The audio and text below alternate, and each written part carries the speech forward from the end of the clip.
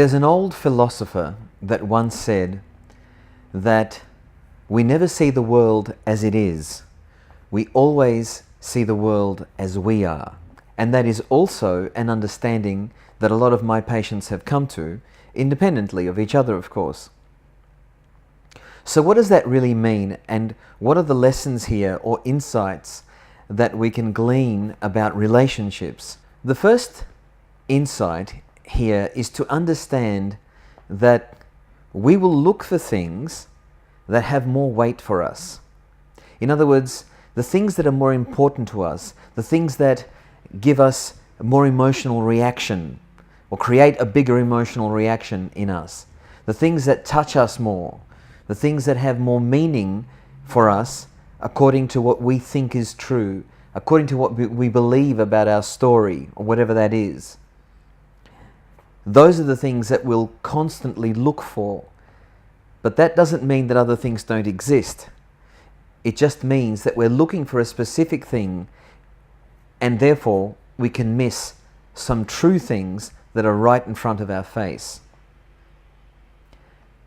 How often do we do that in a relationship, when we're looking for proof of what we think is going on and then miss something completely? Something that could have given us a very different perspective. So, if that's true, then the corollary may also be true.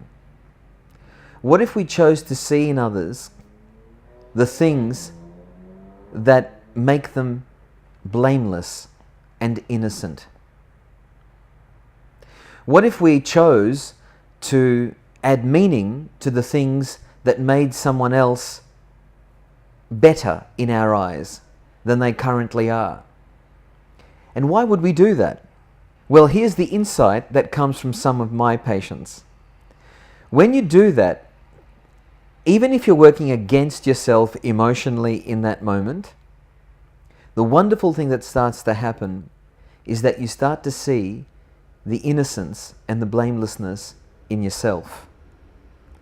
And that takes the pressure off you having to find things to blame in another person or in the other person, your partner. Interesting insight. Let me know what you think about that by adding your comments below.